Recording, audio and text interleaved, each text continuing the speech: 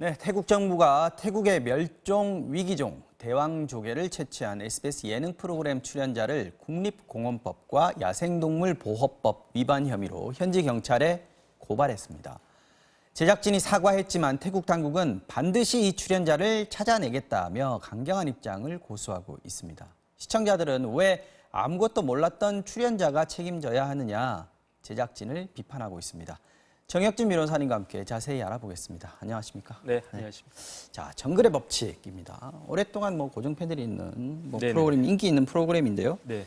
야생에서 사냥도 하고 열매도 따고 또 집도 짓고 하는 모습을 보여주는 그런 프로그램인데 문제의 대왕조개를 잡는 모습이 나왔고요. 또 먹는 모습이 예고편에 방영이 됐습니다.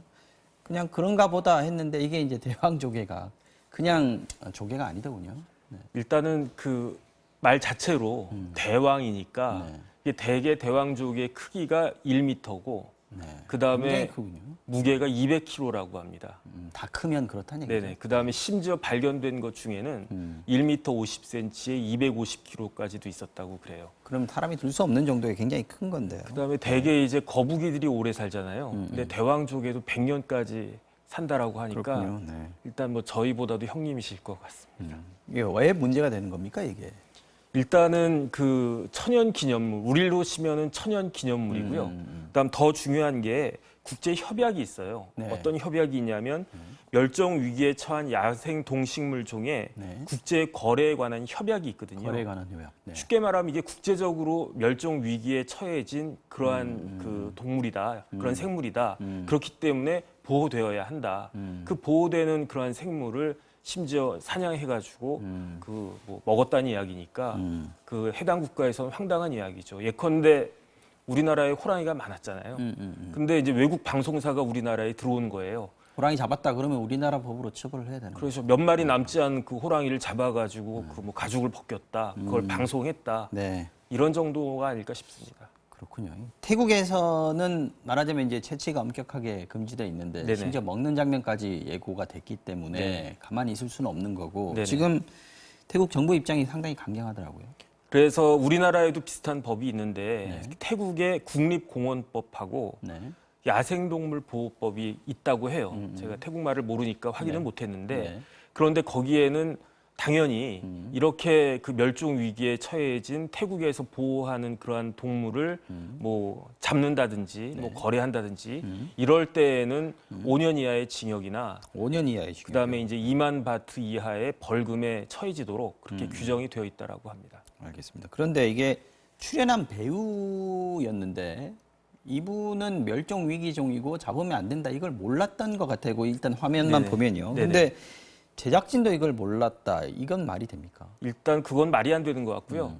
태국에서 지금 화가 난 게 네. 국립공원에서 조개 관련된 규정들을 방송사에다가 촬영팀에다가 고지를 했다는 거예요. 이미. 네. 그다음에 이제 그 방송사에서 어떤 공문을 갖다가 보냈냐면 네. 사냥 관련된 것들은 우리가 촬영하지도 않고 방송하지도 않겠다. 네. 촬영하지 않았으니까 당연히 방송이 안 되겠죠. 다시 말해서 그 SBS에서는 네. 사냥하지 않겠다. 이렇게 공문을 갖다가 보냈는데 약속을 갖다가 했는데 그런데 보니까 태국에서 가이드가 있지 않았겠습니까? 그렇죠. 가이드가 지정한 장소를 벗어나서 이 조개를 채취했다. 이렇게 되니까 태국 정부 입장에서는 국립공원 입장에서는 자기들은 충분히 할 일을 했는데 그럼에도 불구하고 약속을 위반하면서까지도 범죄 행위를 저지른 것이다. 이렇게 지금 생각을 하고 강경한 모드로 지금 나가고 있는 것 같습니다. 출연한 배우가 이여름 씨라고 하는데 그 네네. 태국 정부는 지금 이여름 씨한테 지금 고발을 했단 말이죠. 네네. 그런데 실제로 그 스쿠버 다이빙이나 전문가들, 잠수 전문가들에 의하면 이걸 혼자 힘으로 초보자가 특히 잡는 거는 거의 불가능하다 이런 얘기가 있던데 그렇다면 미리 제작진들이 미리 잡아놓은 거 아니냐 이 조작 의혹도 지금 나오고 있어요. 일단 제가 모두에 말씀드렸지만은 그 대왕 조개가 네. 성체 같은 경우에 1m에 200kg란 말이에요. 네. 제가 이여름 씨 프로필 확인을 해봤더니 키가 165cm에 45kg더라고요. 네. 그러니까 심지어 자기 몸무게의 4배가 되는 조개를 갖다가 채취해서 물론 방송에서 나온 게 네네. 200kg가 되는지는 모르겠습니다. 네네. 뭐 굉장히 크긴 크던데요. 네네. 네. 그런데 또 조개라고 하는 게 네. 그냥 둥둥 떠다니는 게 아니고 붙어 있잖아요. 네. 바위 같을 때 그렇죠. 바닷속에 예. 그걸 갖다가 띄어내야 되는데 그러려면 어마어마한 힘이 들어가지 않을까. 일단 그런 생각이 들어서 연출됐을 가능성이 제가 보기에도 굉장히 높아 보이는데 근데 한 가지만 말씀을 드리면 네. 법으로는 내가 그 법을 위반하는 것이 죄가 되는지 몰랐다고 하더라도 면책이 되지 않아요. 법을 모르는 것은 면책이 되지가 않습니다. 그럼 상당히 지금 곤란한 입장에 처해 있다 이렇게 봐야 될 것 같은데. 그래서 만약에 진짜 이여름 씨가 들어가가지고 그 조개를 갖다 떼내서 채취를 갖다가 했다면 그게 이여름 씨 행위라면 그것이 본인은 태국법상 위법한 행위라고 하는 것을 몰랐다고 하더라도 당연히 처벌받게 되는 거죠.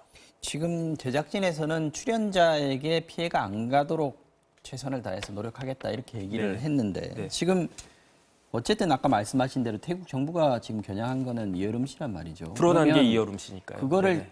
제작진이나 방송사가 책임질 수 있는 방법이 있습니까?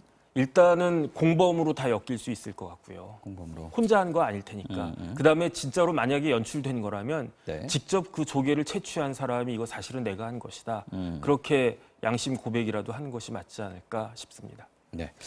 의견들 중에는 이런 형태의 프로그램들, 네네. 뭐 탐험 예능 뭐 이런 얘기들 붙이던데요. 이런 프로그램 자체가 문제다. 인간이 무방비의 자연 속으로 들어가면 필연적으로 그 자연을 훼손하거나 뭐 해방을 놓을 수밖에 없다. 사는 거에 해방을 놓을 수밖에 없다. 이런 얘기들이 있습니다.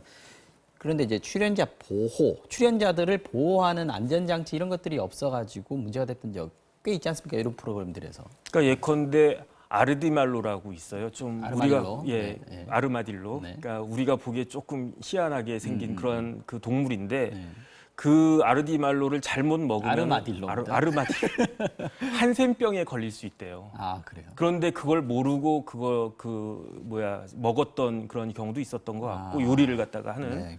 그 다음에 심지어 이제 좀 더운 나라 같은 데 가면 말라리아에 감염될 수 있으니까 조심해야 되는데 또 그런 조심을 안 했던 적도 있고. 네. 그다음 제일 인상적이었던 것은 2005년도인가요? 옛날에 어떤 개그 우먼이 네. 그 가가지고 아나콘다에 아나콘다에 물린 적이 물렸던 적이 있었죠. 있지 않았습니까? 네, 맞아요. 그런 식으로 그 출연자들은 사실은 시키면 해야 되잖아요. 그다음에 그런 것들을 또 많은 시청자들이 관심 있어하고 흥미롭게 생각을 하니까. 네. 그런데 무엇보다도 중요한 것은 제가 봤을 때 해당 국가의 법을 위반하는 범죄 행위를 하면은 이건 나라 망신이고 말이 안 되는 거죠. 그렇죠. 네네. 네.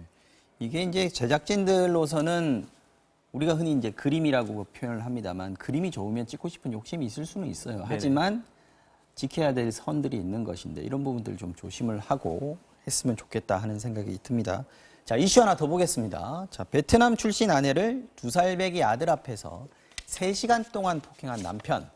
우리 국민의 분노가 아직도 사그라들지 않고 있습니다. 자, 이낙연 총리까지 나서서 공식적으로 사과를 했습니다. 이게 아무래도 이제 베트남 쪽에서도 굉장히 여론이 좋지 않은 거죠. 일단은 두 가지 문제가 있을 것 같습니다. 첫 번째는 박항서 감독으로 인해서 베트남에서 우리나라 사람들에 대한 호감이 굉장히 그렇죠. 높아요. 예. 지금 이미지가 상당히 좋은데요. 네네. 제가 네. 지난달에 베트남 잠깐 갔다 왔는데 하노이 공항에 내리자마자 보이는 게 박항서 감독 사진이거든요. 네. 그런 정도로 굉장히 그 좋은 관계였는데 네.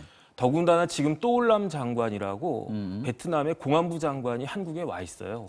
그래서 지금 민감용 청장 만나고 그런 그 기사들이 떠 있는데 네. 그런데 이러한 시점에 한국 사람이 베트남 여성을 더군다나 뭐 일정 위험한 흉기를 가지고 더군다나 그 애 앞에서 네. 그런 행위를 한 것은 참 너무 무차별적으로 시위적으로도 때린다. 너무 안 좋은 예, 시점이었던 것 그럼요. 같습니다. 네. 네. 자, 이런 이주 여성들에 대한 폭행 이게 어제 오늘 일이 아닙니다. 네네. 근데 이렇게 부당한 일을 당해도 어떻게 할 수 없는 그 여성 입장에서는 뭐 신고를 한다거나 다른 사람들한테 알릴 수 있는 그런 게 좀 힘들다. 네네. 제도적인 문제가 있는 거 아니냐 이런 네네. 지적이 많습니다. 왜냐하면은 이주민 여성들이 사회적으로는 굉장히 약자입니다.